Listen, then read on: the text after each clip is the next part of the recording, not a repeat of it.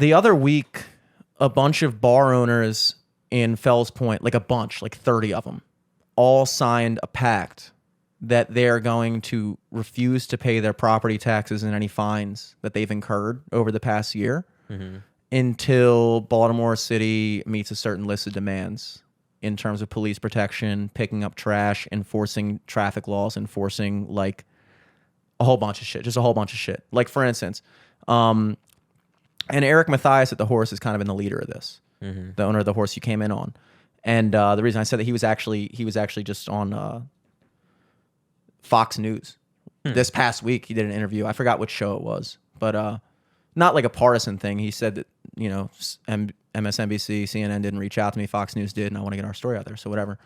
But like Fells Point has been, there's been shootings right in the middle of Broadway Square. Oh shit. Like right in the middle of everything. Like right there. Where like the pretzel stand is and like people chilling, taking pictures and like chop tanks right here, riptides right here, like right in the middle of it. Damn, 2 weekends in a row. You're allowed to do that, but you can't play music. Exactly. That's what I'm getting at. Exactly. 2 weekends in a row. Not just one mass shooting. 8 people. It was a triple shooting 2 Saturdays ago, right in the middle of Broadway Square, right around last call. Everybody's still leaving bars. And then this past weekend, there was another shooting. I forgot how many people were shot. Jeez. But like people laying out, bleeding on the sidewalks. And they have, you know, just guys walking down the sidewalk with coolers full of booze, just selling them illegally, just to whoever. Shit. They have I know why the bar owners are pissed. Yes, yes. Oh, absolutely. I mean, for real though. I mean, really, multiple times a week they have this. I don't know what the event is, but it's been going on for quite some time. And they set up these right at that pier next to like Bar Cosina and Admiral's Cup, that pier that comes out. It's kind of, and then on the other side is Sagamore Pendry. Yeah. So it's a public pier. They set up these 2 speakers, like my size speakers, like big speakers. They're blown out completely. They sound like shit because they just blast music as loud as fuck. And they'll do it like, and it's some type of like event. I don't know what it is, but it's just like a house party event. So they just blare trap music, and it's like, it'll be like.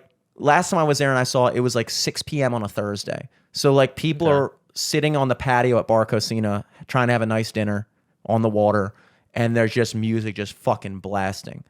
Okay. I mean, but is that like a sanctioned event No. or whatever? Oh, okay. No. Wow. So it's completely unsanctioned. Yet they fined the Horse because they said the acoustic guy who plays inside, the guy playing inside, was too loud.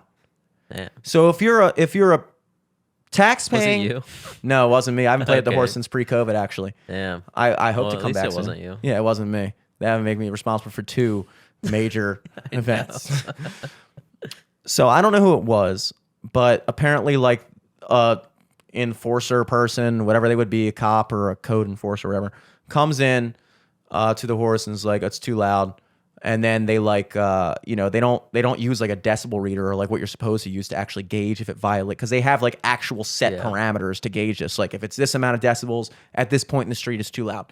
They don't do that. They just use intuition. They just come in and say, "Oh, it's too loud." An indoor an indoor venue that is known for having live music all day, every day. Like this is what you sign up for when you go to the Horse. Too loud. Also, it's like, what are you hungover? Like, yeah, what the fuck? Yeah. Yet walk one more block.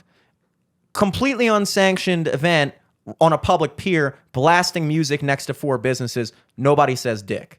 Nobody says anything. It does kind of sound fun. Okay, I was there. I remember it was happening like, I think it was right after did you go right after Dan's like kind of like pre-wedding, like where he had it at his in-laws' house? We went down to Fells afterwards. And I think you might have dipped a little bit earlier than I did, because I think I wound up taking an Uber home with Alex. But like when we left Sagamore, I think we were in Sagamore for a little bit. I don't remember. No, we went to Barco towards the end. That was the last place we were in. And we left Barco and they were having that event. And so like Alex and I were just standing there, just fucking like doing shit. I think I even have like a Instagram story where I like, they were just bumping Tupac, "About to set the record straight," and I like made a Instagram story. I was like, "I'm about to set the record straight." I don't even remember doing it. I was like, I guess I was setting the record straight that night. You had to set it straight. I had to set it straight. So It can be fun. Also, if it's at 2 a.m. last call, everybody's fucking wasted. It's that kind of vibe. That makes sense. Yeah. Regardless, whatever. But during dinner time, right next to a business, people are sitting on the patio and they can't even hear themselves talk because some random dudes decide they're gonna fucking just bump music on the fucking pier. Yet, and nobody says anything, but yet if an actual business decides to have live music inside their establishment, they're getting hit with fines. They hit a fucking, I think he also wrote about how one of his line cooks, like after last call, like 3 a.m., nobody's in the fucking store. He's mopping up the floors. They came in and fined him because he wasn't wearing a mask. What? Yeah. Oh my God. And so that's the shit. That's the shit that they're talking about where like they feel, and I've seen some people, most people, what's interesting is I feel like most people on any side of the political spectrum. Do you think it's just because like the city still has just like strict COVID shit going on? Which I think is up July 1st, right? I believe so, but I don't see what the COVID shit has to do with. No, I get that, but I just mean like, I don't know. Are they just like getting these out while they still can?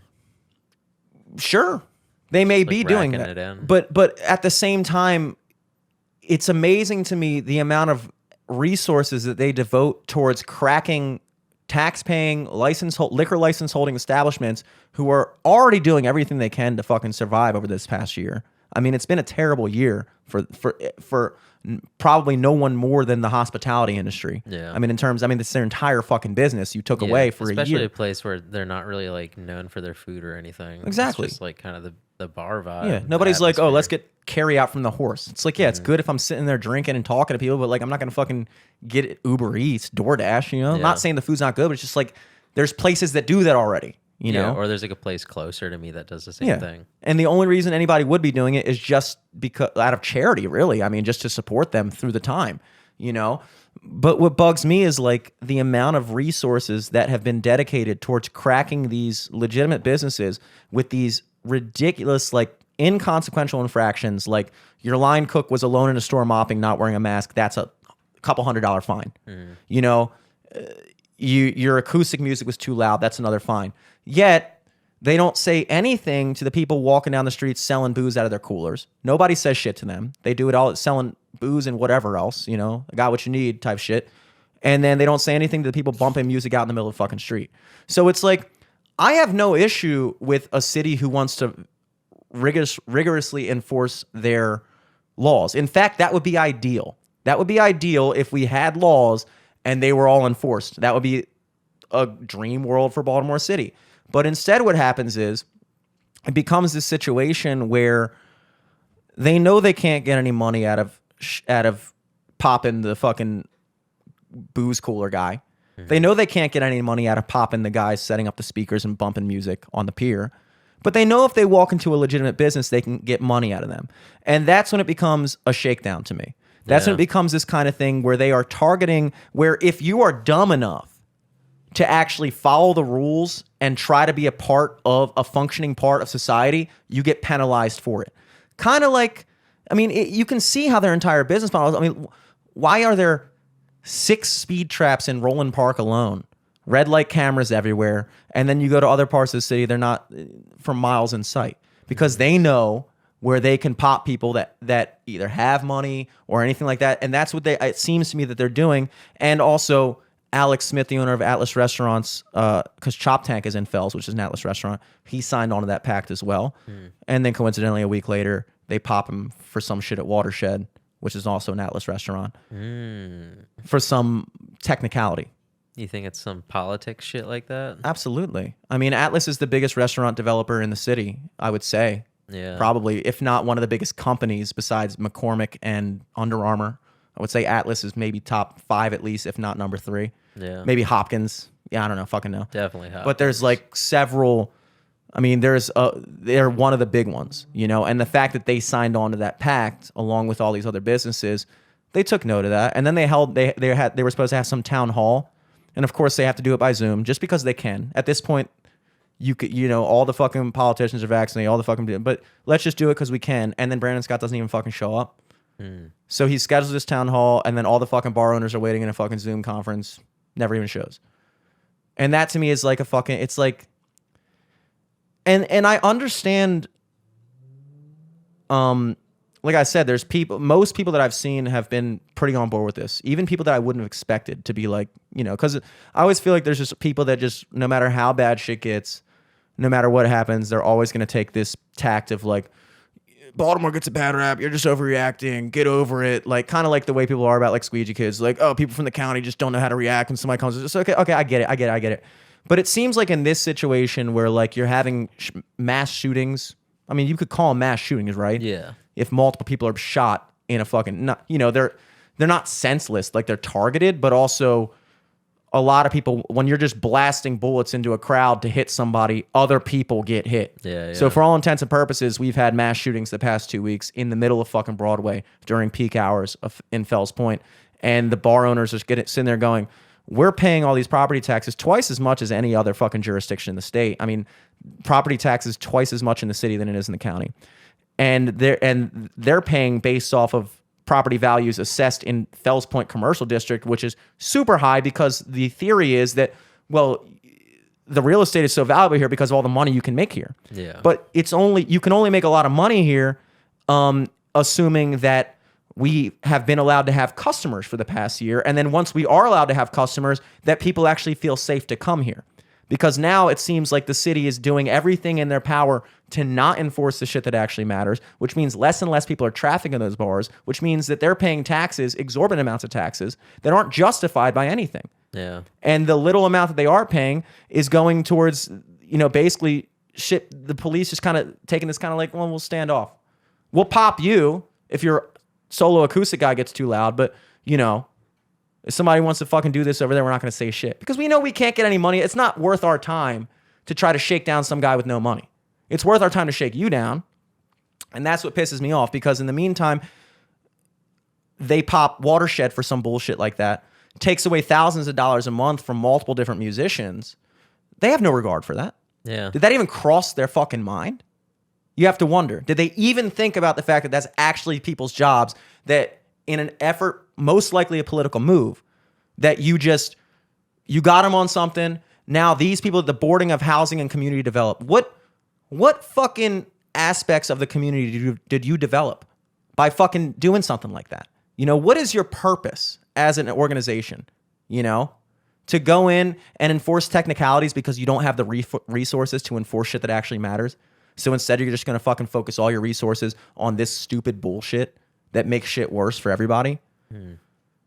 So, I mean, and damn, yeah, I didn't know any of this shit was going on. it's a big thing. Like I said, fucking crazy. It was covered. I had like a little conversation with the owner of the horse, like just about booking. He asked me if I was free for something, and I wasn't. And then we just kind of like texted back and forth a little bit. And we kind of talked about like the state of affairs down there. And so I got a vibe. Like I wasn't expecting the extent of the conversation we had. Like it was just a very like probably the most I've ever texted back and forth with him ever. And it kind of came out of nowhere, and it was, so I could tell that he was like, and it was a great conversation. We had a great talk.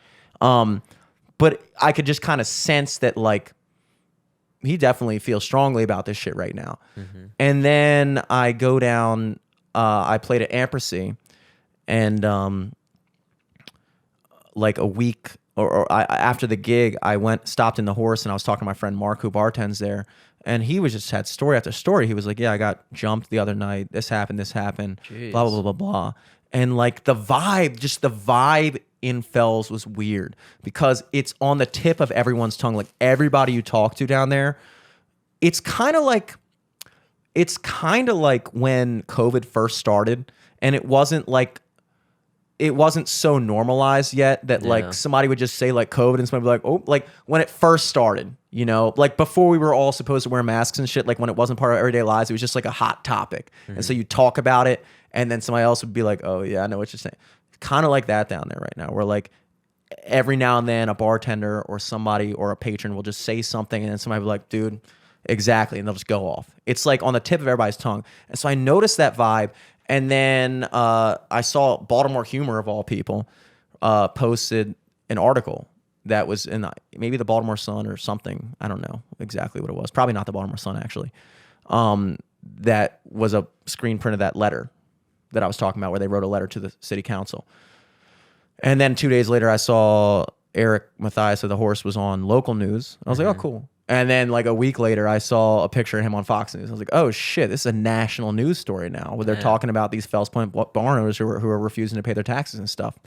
And the flip side of this story to me is I saw our good comedian friend, I guess Ian Saliers, who I love Ian, but I can always count on him to have the exact opposite opinion of whatever I have. It's just like, it's like clockwork, dude. And I'm not saying I'm always right and he's always wrong. I'm just saying like, I just knew when this became a hot button issue, he was going to say something and I was going to read it and just like break my fingers off, So like he posted something about it and like, I didn't bother saying anything, but like, what was the gist of what he said?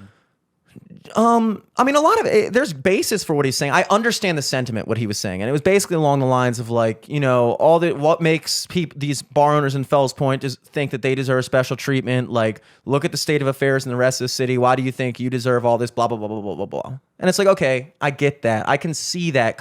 But isn't it kind of a shitty position to take that, well, the rest of Baltimore City sucks. The rest of Baltimore City is dangerous. So everyone else is just sitting there and taking it? Yeah. Why don't you get in line? Yeah, exactly. If anything, this is the only way that you can really enact change in the city. I believe that because there's no such thing as voting people out in the city. It's a single party monopoly. There is it's not a Democrat or Republican thing. It's just is a thing that when you have one group of people that is in constant, unchallenged rule over everything for 50 straight years, there's no incentive for them to ever do anything effective because they know there's not going to get voted out regardless. Yeah. They don't have to earn your vote in the city. They just have to show up and put whoever the fuck when you're like, the best way I could put it is like, when you're running in the Democratic Party in the city, the Republican Party is a joke. I mean, it's literally like 90% Democrat down there. The Republican Party, they don't even bother airing the debates. They don't even bring them on radio shows. They don't even talk to them. It's sad almost. It's it's pathetic. It really is pathetic. So basically, whoever wins the Democratic primary wins the position.